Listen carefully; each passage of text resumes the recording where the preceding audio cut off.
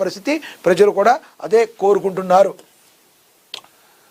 ఇక తెలుగునాట దూసుకుపోతున్న ఏఎన్ఎన్ అమ్మా న్యూస్ నెట్వర్క్ తక్కువ కాలంలో అత్యధిక వీక్షణ ఆదరణ క్యాలెండర్ ఆవిష్కరించిన ఏఎన్ఎన్ సిఇఓ కంది రామచంద్రారెడ్డి తెలుగునాట ఏఎన్ఎన్ ఛానల్ చాలా తక్కువ కాలంలో అత్యధిక వీక్షకాదరణతో దూసుకుపోతున్నది నిజమే, బలంగా ఏఎన్ఎన్ ముందుకు వెళుతుందని ఏఎన్ఎన్ సిఇఓ కంది రామచంద్రారెడ్డి అన్నారు. శుక్రవారం ఏఎన్ఎన్ మహాపత్రిక కార్యాలయంలో 2026 నూతన సంవత్సర క్యాలెండర్ను ఆవిష్కరించారు. తెలుగు రాష్ట్రాల్లో 600 మందికి పైగా క్షేత్రస్థాయి నెట్వర్క్ ఉన్న అమ్మా న్యూస్ నెట్వర్క్ నాణ్యమైన వార్తా కథనాలతో ప్రజాదరణ పొందిందన్నారు.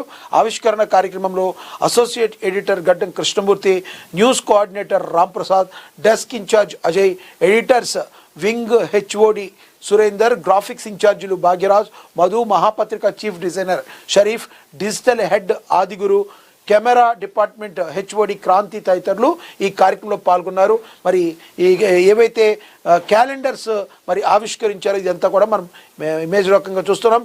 ఎందుకంటే ఒక ఛానల్ ముందుకు వెళ్ళాలి అంటే దానికి 100% అందులో పనిచేసే టీం వర్క్గా పనిచేస్తేనే ఆ ఛానల్ ముందుకు వెళుతుంది. వాళ్ళందరినీ కూడా అప్రిషియేట్ చేయడం కూడా చాలా చాలా ఇంపార్టెంట్. మరి ఒక ఛానల్ని ఈ రకంగా ముందుకు తీసుకెళ్లే క్రమంలో ఒక క్యాలెండర్ని ఆవిష్కరించే టైంలో మరి సిఇఓ తీసుకున్న నిర్ణయాన్ని మనం మంచిగా చూడొచ్చు. ఎందుకంటే ఒక క్యాలెండర్ని ఒక సిఇఓనో ఒక రేంజ్లో వాళ్ళే మాత్రమే మరి ఆవిష్కరించవచ్చు. అలా కాకుండా ఒక టీం ఏదైతే ఉందో వాళ్ళు ఒక ఇన్స్పైర్ని రగిలించి ఒక స్ఫూర్తిని పొందించి ముందుకు తీసుకువెళ్ళడానికి మరి వాళ్ళలో ఉన్న ఏదైతే శక్తి సామర్థ్యాలు ఏవైతే ఉన్నాయో వాటన్నిటినీ కూడా మరి ముందుకు తీసుకువెళ్ళి తద్వారా ఛానల్ అభివృద్ధికి ముందుకు వెళ్ళడానికి మరి ఎవరైతే టీం వర్క్గా ముందుకు వెళుతున్నారో వీళ్ళతో చేయడానికి కూడా మనం అందరితో కలిసి ఆవిష్కరించడం అనేది కూడా మనం ఆహ్వానించదగ్గ విషయం.